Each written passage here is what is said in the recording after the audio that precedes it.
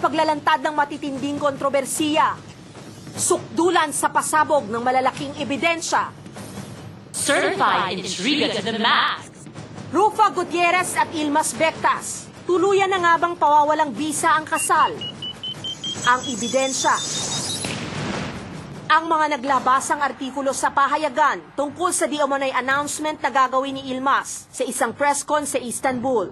Noong linggo, tinutukan ng buong bayan ang mga revelasyon ni Rufa Gutierrez, kaugnay ng pagdating ng asawang si Ilmas sa bansa. Sa eksklusibong interviewing ito, sinagot ni Rufa ang mga intriga tungkol sa di-umano'y bagong babae ni Ilmas, ang 2006 Miss Universe na si Zuleika Rivera.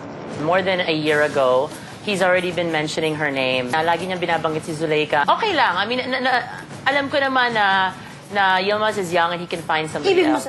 Hindi rin naiwasang maging emosyonal ng TV host nang aminin nitong tinuldukan na nila ni Ilmas ang kanilang relasyon. Sinabi rin ni Ilmaz, last night, Rufa, there's nothing to go back to. Wala na. Tinuldukan na niya. Tinuldukan na namin pareho. Kinabukasan, Lunes, umalis na sa Pilipinas si Ilmas at mismong si Rufa at ang mga anak nilang sina Lorene at Venice ang naghatid dito sa airport. Hello, hi. We spoke already to each other. Okay. Pero sa kanyang pag-alis, pinili ni Ilmas na wag nang sagutin ang mga tanong tungkol sa kanila ni Rufa. How was your visiting here in the Philippines? Hi, how was your visit here in the Philippines?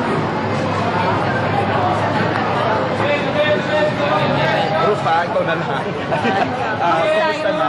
Magkabalik ka na ba? Ayos na ba? Okay naman. I think he wants to just say goodbye to all the Filipino peoples and like that. Goodbye to all the Filipinos. I love them. Bye-bye. You will come back here in the Philippines? Let's see. Sa press con para sa bagong gamot na iniindoso niya noong Martes, naging bukas din si Rufa sa pagsasabing papayagan niya ang mga anak niyang bisitahin si Ilmas sa Istanbul. I want them to also learn about their father's culture. Sana naman one day magkaroon kami ng magandang understanding and mag-promise siya sa akin na, pag pinadala ko yung mga bata doon, ibabalik naman niya. Ngunit ilang araw pa lang na nakakaalis si Ilmas. Sunod-sunod na ang paglabas ng panibagong intriga tungkol sa dalawa. Ano ang mahalagang announcement na pasasabugin ni Ilmas Bectas sa isang press conference niya sa Istanbul? Rufa Gutierrez at Ilmas Bectas, tuluyan na nga bang ipapawalang bisa ang kasal nila? Ang paghihiwalay ng landasin na Rufa Gutierrez at Ilmas Bectas, certified intriga to the max. At ang isa pang eksklusibong revelasyon, ayon kay Rufa, ang issue tungkol sa annulment nila ni Ilmas ay sabi-sabi lamang dahil hanggang ngayon ay wala namang natatanggap na kumpirmasyon ng kanyang abogado mula rito. At sa huli nilang pag-uusap ni Ilmas, sinabi daw nito sa kanya na magiging malayo na siya kay Rufa at sa Pilipinas. Hindi na rin daw niya itutuloy ang kanyang press con sa Istanbul. Ano yung masasabi? Wala na akong masasabi dito, boy. I think nakakaumay na rin. Yung puro Ilmas na lang tinatanong sa akin. Gosh, iba naman. Anyway, I think time heals all wounds. And in the week that he's been gone, tinan niyo po ako. Wala na po akong wrinkles, wala na po akong white hair. Hindi na ako umiiyak. I'm happy and I'm back to my old bubbly self. So, You are it's so only bad. been 7 days and I feel so fresh now. So sana tuloy-tuloy. So yun lang masasabi ko. And bibigyan kita ng pagkakataon magtanong kay Rufa. Ate Rufa, do you think you'll ever fall in love again? Of course. I'm still young. Diba? Mga kaibigan, doon sa kontrobersiya, dahil tinutuldukan na natin ngayong hapon, there was a name that was mentioned, hindi ba? Your friend? Yes, si Joyce Gerard. Okay. Na nagpadala po ng isang statement. Siya po ay yung Miss Universe second runner-up noong 1996 from Puerto Rico. We're not talking about Zuleika. This We're is not the talking other about girl. Zuleika. This That is the was other another. girl. At siya'y sumulat sa ating kaibigan Monay Lu. At ang kanyang sabi ay, usually daw hindi siya sumasagot sa mga ganitong klase. Of course, tinatagalog po natin para yung iba hindi ko po maintindihan. This is the first time that she's not used to making comments on this type of false stories. But as Rufa's my dear and longtime friend, minabuti niya pong sumagot para maiklaro ang lahat ng ito. At no time, sabi niya, did I have a relationship with Ilmas. I only know him as the boyfriend-husband of my friend Rufa. The only purpose of for my visit to Turkey ay isang kampanya po na kanyang ginawa that you suggested. You have a copy of her entire portfolio and you organize this visit for her. Again, wala pong panahon sa kanilang buhay na nagkaroon po siya ng relasyon kay Ilmas. Lahat po ng mga usap-usapan ay walang katotohanan. I love Rufa and she's a dear friend.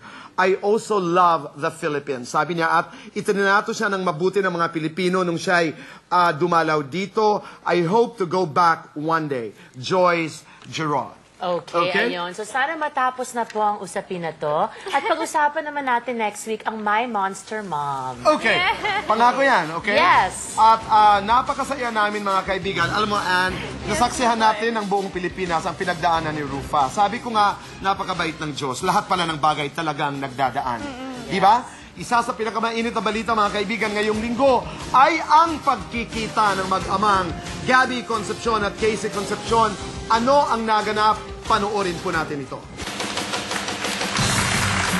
Sagaran sa paglalantad ng matitinding kontrobersiya, suksulan sa pasabog ng malalaking ebidensya. Certified Intriga to the Max. Mag-amang Gabby at Casey Concepcion, nagkita na ang ebidensya.